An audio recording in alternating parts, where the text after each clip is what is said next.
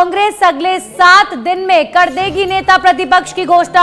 महेंद्रजीत सिंह मालवीय सबसे प्रबल दावेदार विपक्ष के नेता के तौर पर माने जा रहे हैं। टीकाराम जूली, हरिमोहन शर्मा और मुरारी लाल मीणा भी इस दौड़ में शामिल हैं। 19 जनवरी को विधानसभा शुरू होने से पहले ये घोषणा हो सकती है। एलओपी की घोषणा हो सकती है। लीडर ऑफ अपोजिशन की घोषणा कांग्रेस पार्टी जल्दी कर सकती है, जिसमें जो प्रबल दावेदार हैं महेंद्रजीत सिंह मालवीय का नाम सबसे पहले चल रहा है। इसके अलावा टीकाराम जूली और मुरारी लाल मीणा भी एलओपी बनाए जा सकते हैं। हरिमोहन शर्मा के नाम को लेकर भी चर्चाएं तेज हैं। तो कांग्रेस जल्दी नेता प्रतिपक्ष से जुड़ी हुई जानकारी आप सबसे साझा करेगी। कांग्रेस पार्टी अगले 7 दिनों में नेता प्रतिपक्ष की घोषणा कर सकती है। तो अगले 7 दिनों में कौन होगा राजस्थान विधानसभा में नेता प्रतिपक्ष, ये आप सबके सामने होगा। विपक्ष का नेता कांग्रेस किसे बनाएगी? क्या वो नेता महेंद्रजीत सिंह मालवीय होंगे? क्योंकि महेंद्रजीत सिंह मालवीय के नाम पर सबसे ज्यादा चर्चाएं हो रही हैं। महेंद्रजीत सिंह मालवीय सबसे प्रबल दावेदार माने जा रहे हैं। इसके अलावा पूर्व मंत्री टीकाराम जूली, हरिमोहन शर्मा और मुरारी लाल मीणा भी इस दौड़ में शामिल हैं। 19 जनवरी का इंतजार और 19 जनवरी को विधानसभा शुरू होने से पहले पहले कांग्रेस नेता प्रतिपक्ष की घोषणा कर देगी।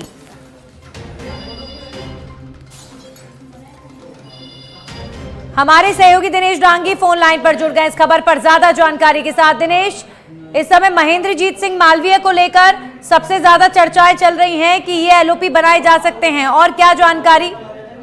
देखिए नंदिनी, पिछले 1 महीने से ज्यादा का वक्त हो चुका है कि कांग्रेस अपना नेता प्रतिपक्ष का ऐलान अभी तक नहीं कर पाई, लेकिन अब अगले 7 दिन में ये सस्पेंस समाप्त होने जा रहा है, क्योंकि 19 जनवरी से विधानसभा शुरू हो रही है। तो जाहिर सी बात है 18 जनवरी तक यानी अगले 7 दिन में कांग्रेस अपने नेता प्रतिपक्ष का ऐलान कर देगी।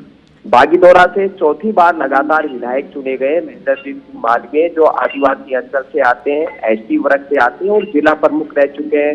वो एमपी रह चुके हैं, 2 बार कैबिनेट मंत्री रह चुके हैं और कांग्रेस वर्किंग कमेटी की पावरफुल बॉडी के मेंबर भी हैं। तो ऐसे में आदिवासी कार्ड खेलते हुए उनको नेता प्रतिपक्ष बनाए जाने की ज्यादा आसार है, क्योंकि जिस तरह वहाँ एक आदिवासियों से जुड़ी पार्टी है बाप, उसका लगातार कद बढ़ रहा है। 3 विधायक भी उनके चुनकर आए। तो ऐसे में ये मास्टर स्ट्रोक कांग्रेस उनको बनाकर खेल सकती है। वहीं टीकाराम जूली जो कैबिनेट मंत्री थे और वो एक बार फिर जीत कर आए और वो दलित वर्ग से आते हैं। भंवर जितेंद्र सिंह जो गांधी परिवार के बेहद करीबी है, वो उनके काफी निकट है, वो लगातार मजबूती से उनकी पैरवी कर रहे हैं।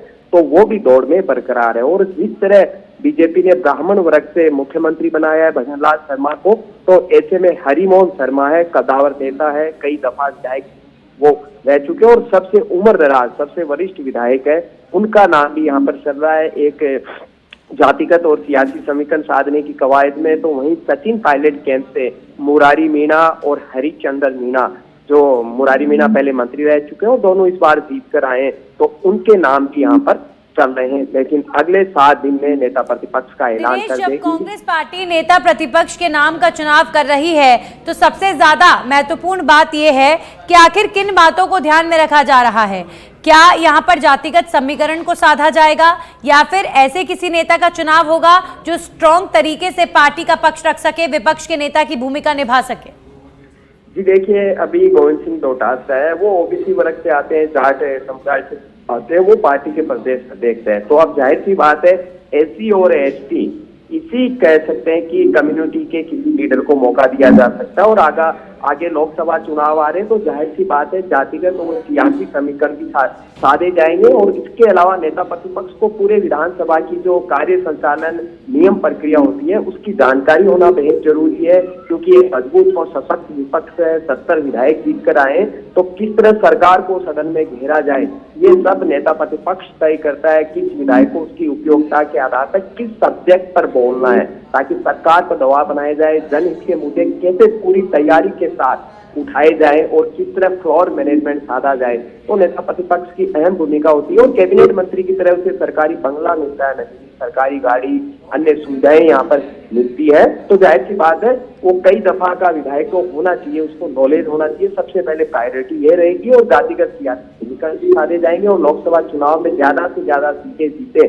जो लगातार स्कोर 0 आ रहा है उसको किस तरह कामयाबी में तब्दील करें। इनके फैक्टर के मद्देनजर ही एलओसी का जी चलिए, शुक्रिया दिनेश। तो अब बस कुछ ही दिनों का इंतजार और 7 दिनों के अंदर अंदर कांग्रेस पार्टी किसे बनाएगी नेता प्रतिपक्ष, ये सभी के सामने होगा।